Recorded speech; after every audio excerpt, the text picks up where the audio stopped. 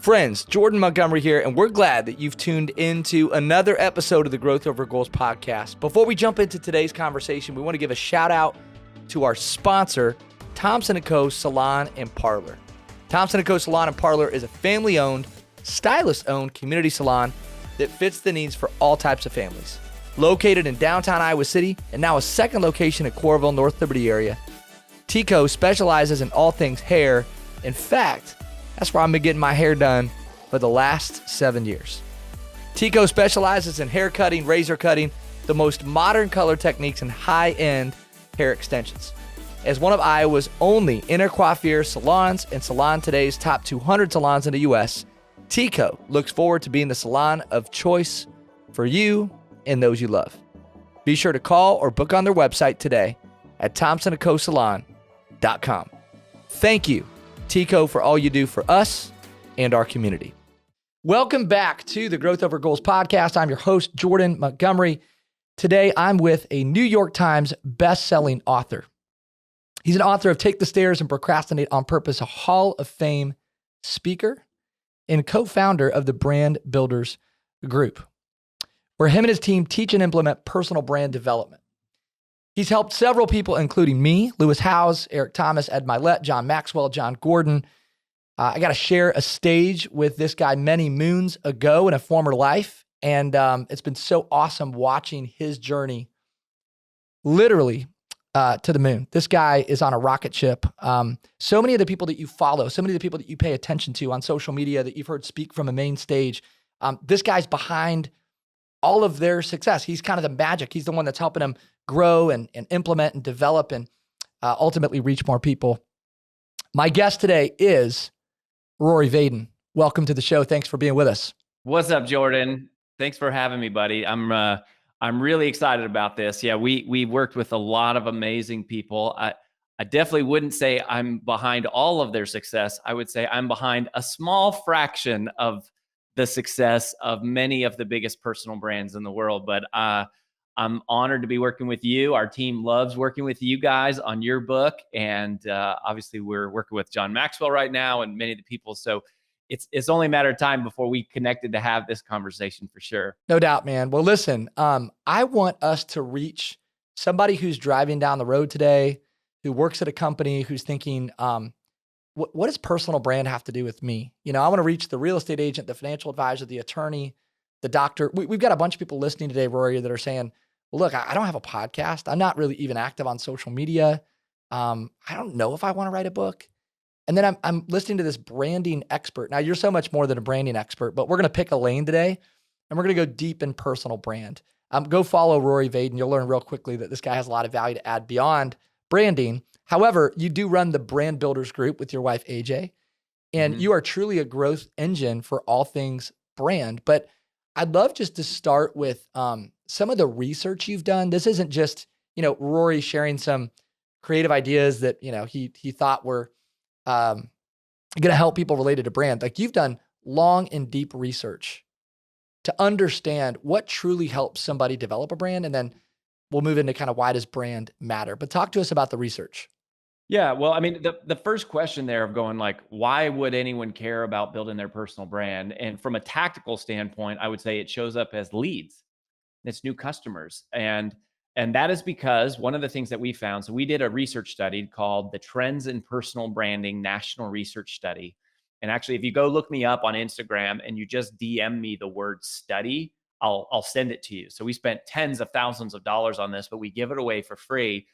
And for example, one of the big data points that came out of that was that 74% of Americans say they are more likely to trust someone who has an established personal brand. So if you're in any type of a business, any type of a nonprofit, any type of a leadership role, any type of a worldly role at all that has to do with trust, where trust matters, where people must trust you, almost 3/4 of Americans say that if you build your personal brand, they will give you that trust. And it doesn't just matter for, if you're a TikTok influencer or a YouTuber or a podcaster or an author or a speaker. You mentioned Several of our clients are the biggest speakers in the world, the biggest podcasters in the world, but that's not most of our clientele. Most of our clientele are your everyday expert or entrepreneur, right? They are financial advisors, they are they're small business owners, they're real estate agents, they're loan officers, they're lawyers, they're chiropractors. And what's amazing about that actually is that we actually ask the question, how important is it that each of these professions of the people you hire have a personal brand? And it turns out that doctors and lawyers and financial advisors are some of the most important professions where people want you to have a personal brand. And at first we were surprised by that, right? We expected to be like, oh, well, yeah, speakers and authors and coaches, of course. But actually, it's really simple. The higher the requirement for trust, the more important having a personal brand becomes. The data goes further to say it's not just that these people would be more likely to buy from you, although 63% of Americans say they would be more likely to buy from someone because they have a trusted personal brand. But the data also says they're more likely to refer you. They're more likely to work for you. They're more likely, 30% of Americans say they're actually more likely to date you just because you have an established personal brand. So, ooh la la. It matters because anywhere trust matters is where having a personal brand matters. That simple. And we've often said to the folks that we coach, like, you're in the trust business before you're in the financial planning business or before you're in the real estate business, right? Like, we're all in the trust business. So let's get a little bit practical, Rory, because somebody's, again, listening to this and they're thinking, well, I don't even know where to start. Like, does that mean I just start posting on social media? You actually take people back to some of their unique abilities, and you've got a whole process, a helix, in fact, in helping people find out, like, what are their unique gifts? What do they bring to the world? Um, let's talk a little bit about that. How do you kind of identify your uniqueness and your unique ability? Yeah, well, the single greatest piece of personal branding advice that I have to offer is not something that I originally came up with. I wish I said this, but it was not. This is not a Rory Vaden or a Brand Builders Group quote. This comes from a gentleman named Larry Winget, and Larry said this early in my career, and I heard him say this, and the moment I heard it, I was like, "That's so brilliant! Like, that is the secret. Like, he nailed what the secret is in one sentence." And he said, the goal is to find your uniqueness and exploit it in the service of others. Find your uniqueness and exploit it in the service of others. And immediately when I heard that, I knew that was what a great personal brand should do. But Larry was not in the business of teaching people how to do that. And at the time, my wife and I had started a business in 2006 that was a sales coaching company. And we had grown that. We grew that to 200 people. It was an 8-figure business. And then we sold it pretty unexpectedly in 2018. And so we actually had a non-compete in the sales training space. And what happened was I had met Lewis Howes years earlier because uh, I got invited on his brand new podcast back in like 2014. The School of Let's go. Greatness, and it had a couple million downloads, and it was growing. And then I told Lewis, I said, man, like, are you going to write a book? So I had just hit the New York Times. This is the first time when I was 29 years old. Take the Stairs. My first book hits the New York Times. I'm on Lewis's podcast. I really loved Lewis. I was like, oh my gosh, this guy's like the same age as me. He's doing big things. And I said, man, you should write a book. And he's like, it's funny. I'm actually thinking about it. And so I said, well, let me tell you everything I know. And so we became friends that way. And then we lost touch for several years. And the day that we exited our former company, Lewis called out of the blue and said, man, I know we haven't talked in a while, and I don't exactly know why, but I feel like I'm supposed to call you because I need some help in my business. My podcast has grown, so it had grown to like 30 million downloads. So he was growing. He had a multi-7-figure business, but he was spread really, really thin. And he's like, I'm not making as much money as I should, and I'm working constantly, and I'm hiring, all the money's going to all these people, and I'm just like distracted, and I don't know what I should say yes to and what I should say no to. And he's like, is there any chance you would help me? And we were like, well, our calendar suddenly is wide open. And so Lewis came and he spent 2 days with us, and we took him through a process that we kind of invented on the spot. And over the next 2.5 years, we worked really closely with Lewis and his team, and he went from 30 million downloads, which took like 8 years to get to over 500 million Wow. downloads. Wow.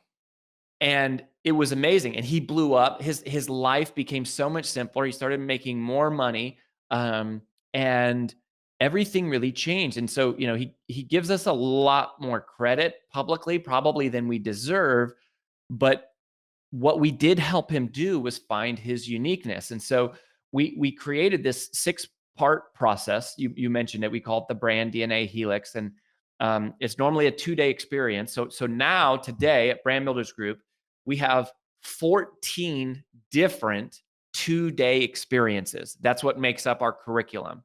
Mm. And there's everything from the art of speaking, the business of speaking, selling, how to sell, how to recruit and train salespeople, building funnels, running ads, podcasting, creating your original thought leadership and IP, writing books, doing book launches. But the original one, and still to this day, the first one everybody goes through, is called Finding Your Brand DNA. And there's just 6 questions, Jordan, that basically, if someone were to answer these 6 questions, because all our team just sort of facilitates the process, but if you brainstorm the answers to these 6 questions, a person's uniqueness lives at the intersection of all 6 questions. And so we can run through as many of them as Let's you do want, it. or you Let's think do it. is relevant. And I would say this to our audience real quick. So this would be a place where if you're driving down the road, maybe you pull over the car, or if you're taking notes, like this is where you pick up the pen, because this is part of the magic. And this is relatively simple, but I was so convicted the first time I heard these questions, Rory, because I didn't have answers to all these questions. And I really started Yeah. to think about the fact that I didn't really have a brand, and it was really convicting, but then ultimately really compelling. So I'll let you continue with the 6 questions. Okay. So the first question, which is the genesis of personal branding. And by the way, to go back to why should you care about personal branding? People, when they think personal branding, they think of all the wrong things. They think, oh, personal brand is social media, or personal brand means you have to have a podcast or YouTube channel, or you have to write a book, or you have to like sell a course. Personal branding is not those things. The way that we define personal branding is simply the digitization of reputation. The digitization of reputation. So what personal branding really is reputation. It's not even a new concept. It's an old concept. It's an age-old concept that is about, what do people think of when they think of you? How much do they trust you? How likely are they to do business with you? And how can you help them? And so that points to the first of the 6 questions in the brand DNA Helix. And the first question, and most personal brands cannot answer this question. It's the first question. And they cannot answer this simple question with one word. The question is, what problem do you solve? What problem do you solve? In one word, what problem do you solve? And almost nobody is clear about the answer to that question. And that's a real problem, because what people pay for is people pay for solutions to problems. We think that people spend their money on like cars and vacations and homes and things like that, but they really only buy those things when they have money. The thing they will always spend money on is to solve problems. Like, if your kid gets sick, you find the money. If you have a flat tire, you find the money. Water heater breaks, you find the money. Like, people always find money to solve problems. So if you want people to buy from you, and you want more people to buy from you, and by the way, the Trends in Personal Branding National Research Study says they will 68%, or excuse me, 58% of Americans say they will pay more money. They'll pay a higher price to somebody to solve a problem just because they have a more established personal brand. So if you want people to pay more money from you, you better be able to answer this question in one word. And most people cannot. And if you don't know what problem you solve, there's no way that your audience ever is going to know. Like, if you're not clear on it, how are they ever going to be clear on it? And then how are they ever going to propagate that? Like, how are they ever going to recommend you to somebody else? Like, It doesn't. It doesn't propagate and it dies. And so, if you can't answer that question, you're in big trouble. And just to be clear on this point and this question, Rory, this is like, you should be able to answer it in a sentence or two, right? Because I think what happens to a lot of folks is they say, oh, no, I can answer that. But it takes them like, a minute to like, and they're kind of all over the place in answering. So you're suggesting in a really concise way, in a couple of I'm sentences. suggesting one word. Mm, I'm powerful. suggesting one word, at the most one sentence. But if it takes you a minute to explain what you do, people are gone. They're gone. That's You right. got 3 seconds, Yep. 7 seconds max. Like, people are gone. And this is how I broke. And let me give you some examples, right? Okay. So Brene Brown became one of the most influential people in the world, right? Not by, oh, I'm going to write a course or I want to be a best-selling author. Brene Brown became one of the most influential people in the world because she dedicated her life to studying shame. She's a researcher. She was a professor, but she was a researcher. She studies shame. And Brene Brown owns the problem of shame. You cannot talk about the issue of shame and not mention Brene Brown. She owns that brand. She's like a category killer.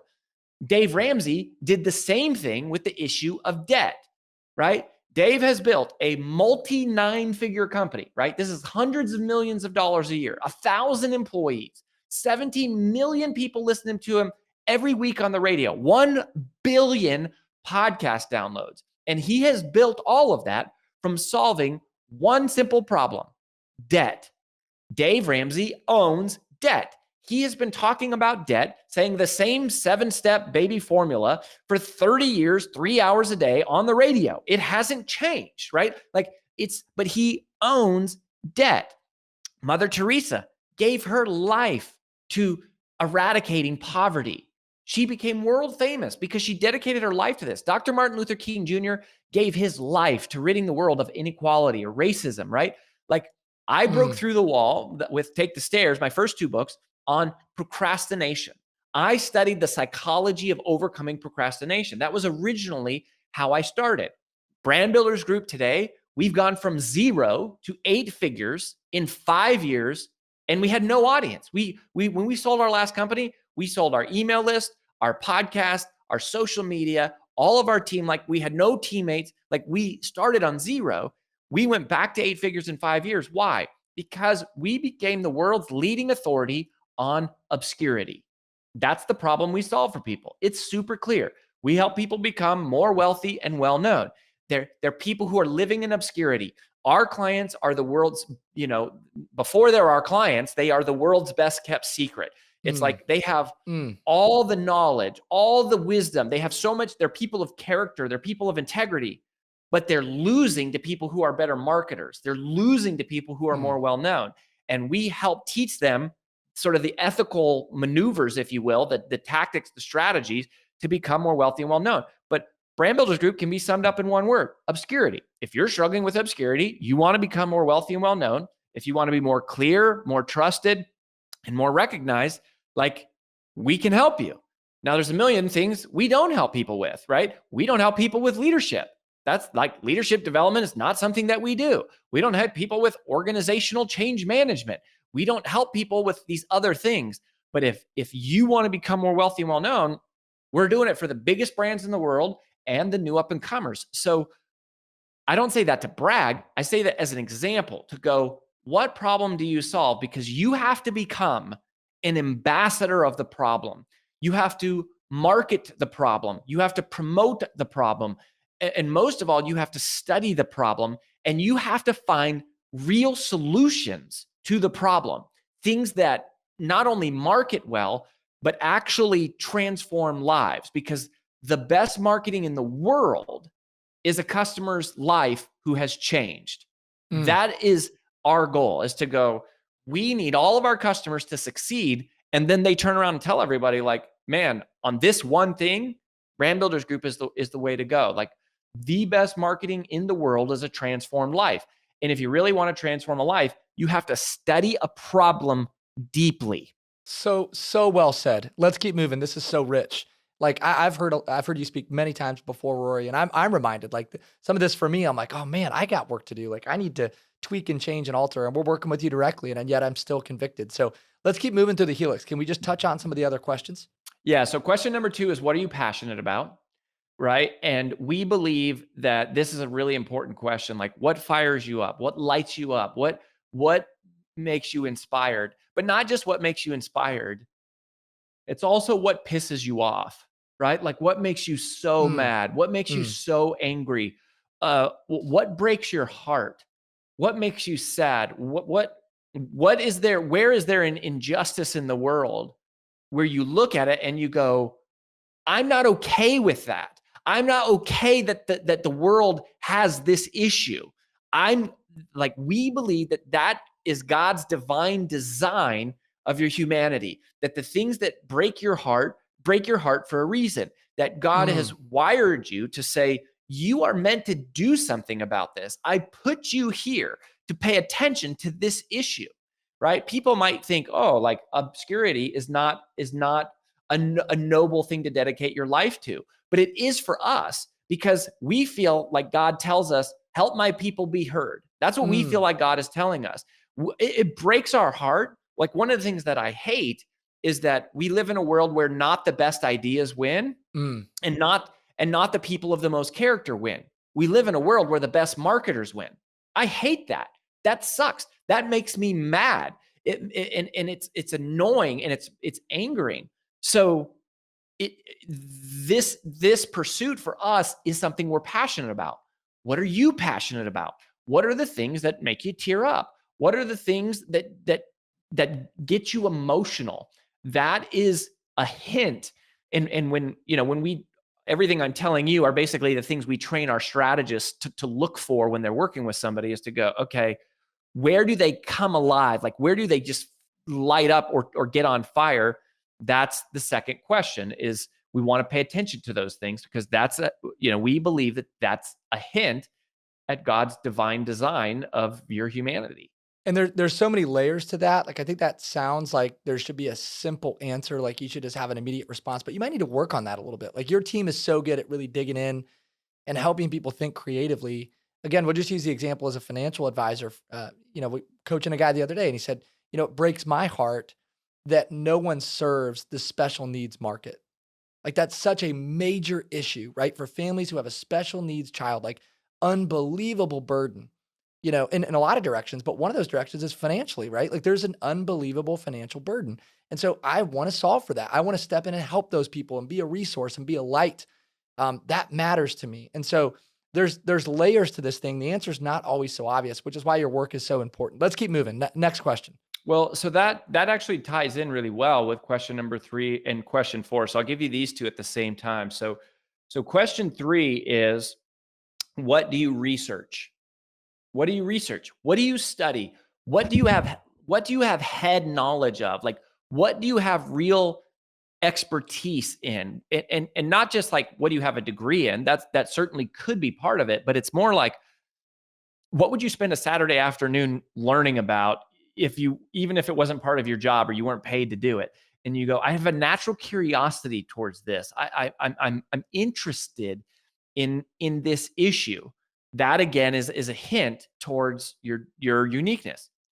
Now we're going to reconcile that with, what do you actually have results in? So question 3 is, what do you research? Question 4 is, what do you have results in? And this is different, right? This is not head knowledge. This is, what have you actually freaking done? Like, where have you actually conquered an obstacle? Which path have you been down? And this is where the magic really, really lies. And everybody wants a shortcut, right, Jordan? As they go, okay, so you have Yeah. this 2-day experience. You go, we take you through all these introspective questions. We do all this, and they go, well, is there like a shortcut? And I'll go ahead and give you the shortcut, because I know everybody wants it. And we really didn't know this was the shortcut when we started the company. But now, after have taken a couple thousand people through this process, we actually discovered this pattern when we were training our strategists. And here's what we realized, and this is true for all of us. Like, it doesn't matter what industry you're in, what geography you're in, what profession, like what trade, what your income, your education level is, all of those things, they equalize around this idea. It's realizing that for all of us, you are most powerfully positioned to serve the person you once were. You're most powerfully positioned to serve the person you once were. That is so good. That that's this that if there's a shortcut, if there's a secret, if there's like the simple way to find someone's uniqueness, it is that. Because what you ask yourself, and this is again what we're just training, our strategists are sitting there asking you a bunch of questions, and it kind of seems like, why are they asking us all this stuff? But what they're listening for is they're listening for these patterns, and they're listening for things like, what challenge have you conquered? What obstacle have you overcome? What tragedy have you triumphed over? What setback have you survived? Therein lies your uniqueness. Therein lies your inherent credibility, your Mm, your unmistakable, uncopyable competitive advantage, right? And if you look at us, right? I grew up, I was raised by a single mom in a trailer park. My mom had been divorced twice. She had had two abortions, two mm, sons from two different men by the time she was 23 years old, mm, right? We grew up, we didn't have much. And I wanted to know, why do so many people have so much more money than we do? And how do you get to be the person on TV? And most specifically, I said, how do you get to be the person on stage that is the one talking to all these people? And I remember walking through the airport the first time going, hey, how do you get your book on this shelf? And how do you get that New York Times best-selling author like logo on your book? Right? I know that journey. I've spent my life walking down it. I mean, I'm fairly young in age time, right? Like I'm in my early 40s, but I'm old in stage time. I mean, I started speaking on mm, stages when I was 17. Like I've been doing this over 20 years. So we know something about this journey. And the truth is, you know something about your journey, right? That's what makes it your journey. And so that's what's so powerful is to go, it also puts context to your path and your pain, right? Jordan, is to mm, go, every difficult thing that you've gone through, every heartbreak that you've mm, endured, every challenge that has smacked you in the face, every setback that has frustrated you. What if it didn't have anything to do with you? mm, What if it was all God's way of preparing you and shaping you and forming you into the person he needed you to become so that mm, one day you could reach back and help other people? That's what it looks like to exploit your mm, uniqueness in the service of others. And that is what's noticeable, right? Like you feel someone come alive and you go, that's what it takes to break through yes, the attention barrier, is you have yes. to be on fire, and you have to be clear on who you serve. I'm a huge Simon Sinek fan. I love Simon Sinek. Mm, He says start with why. For companies, they should start with why. But for personal brands, I would actually say you don't start with why. I would say you start with who. mm, For most of us, our why is a who. The reason we work so hard mm, is for our kids or for our parents or for our spouse or for our future, legacy. For most of us, it is a who, or there's some underserved person in the world or group, like you mentioned, right? Is kids with disabilities. And you go, I'm drawn to this. mm, And we say, lean into that, specialize in that. The more specific, the more terrific. That's your uniqueness. That's how you break through the wall. And so that's research and results. okay, I wanna ask you about this real quick, because I can't let you off the podcast without talking about Sheehan's wall. So, Mm. this is really fascinating. I'll just tee it up for you because I want our audience to hear this. Yeah, totally. Well, and I probably should have mentioned this earlier because this sums up what obscurity really looks like. And we named this framework Sheehan's Wall after Peter Sheehan. So he's a colleague of mine. He originally introduced me to the concept. He kind of had it for corporate companies, and we've adapted it to personal brands. And then that's why he didn't name it after himself. We named it after him because it's really powerful. And the way it applies to personal brands is that in any vertical, in any industry, in any geographic market, there's two groups of people. There are those who are unknown, right? They're struggling with obscurity. And then there are those who are well known. They have notoriety. And in between those two is this huge, thick, invisible wall that we call Sheehan's Wall. And what most people who are living in obscurity do is they look at the people who are on the other side of notoriety, right? They look at Gary Vaynerchuk and The Rock and Oprah and whoever and Tony Robbins, and they go, "Ooh, I'm going to do all the things that they do because I want to be like them." And so they go, "Well, Tony Robbins talks about money and health and business mastery and date with destiny and relationship mastery and unleashing the power within. And he talks about all these different things. So I'm going to, or, Gary Vaynerchuk talks about social media and Web3 and music and sports and entertainment. And The Rock has like a tequila company and he's an actor and he's a comedian and he's a wrestler and he's got like a clothing line. And, and they look at these people. And so they go, well, I'm going to talk about lots of topics. Yes. And then they go, so they talk about too many topics. They talk about too many audiences. They're like, well, I'm talking to my friends from high school and, my colleagues and this audience that I kind of serve over here but I have this other dream for this new business over here. And so they're talking to too many audiences. And then they're trying to be on every platform, right? Because everyone's like, well, you got to be on LinkedIn and Pinterest and Instagram, and you got to be on X, and you got to have a podcast and YouTube, and right. So they're on all these different platforms. And then every time you scroll your feed on social media, there's a new ad for how to make money, and it's like, you should do masterminds. No, you should sell courses. Yes. No, you should launch a membership site. No, the key to money is webinars, and you should become a speaker, and you should self-publish a book. You should start a coaching program. You should do high-end retreats. Like, you should do your own public event. And so they have too many topics, too many audiences, too many platforms, too many business models, and what happens is they bounce off the wall.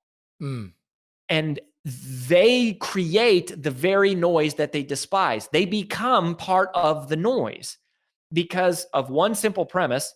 And this comes all the way out of my very first Take the Stairs book. If you have diluted focus, you will get diluted results. Period. Always. Always. If you have diluted focus, you get diluted results. And what they fail to realize is that the people who've broken through the wall broke through the wall on one thing. And that the secret is to become known for one thing, serve one audience really, really well, potentially on one platform, potentially on one topic. Yes, Gary Vaynerchuk talks about lots of things, but in the beginning, he talked about one thing, wine, on one channel, YouTube. Go look it up, right? It was winelibrary.tv. That's how he broke through the wall.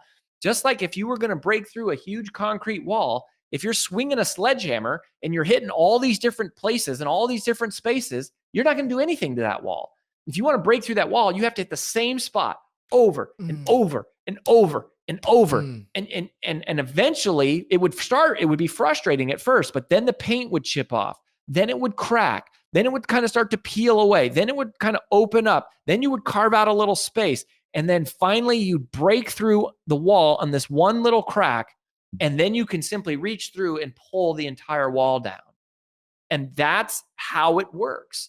But most people don't have the discipline to find their uniqueness and stay centered on it. So if you want us to help you, by the way, Jordan, so we do a free call with everybody to help them start to figure this out. So if you go to freebrandcall.com/Montgomery, freebrandcall.com/Montgomery, we do the first call for free with everybody.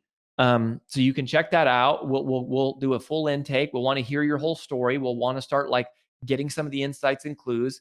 And then we'll show you our entire 4-phase process that we use to help people break through the wall.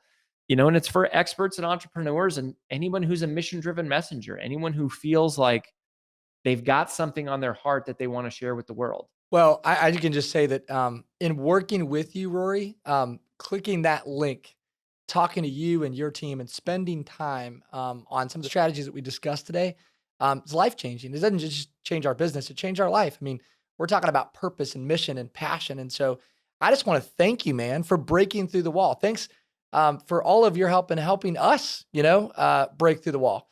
You're living life on purpose. And I just want to say this as we sign off. You are such a gifted communicator. I mean, you're a talent. You're wise, you're insightful, you're thoughtful.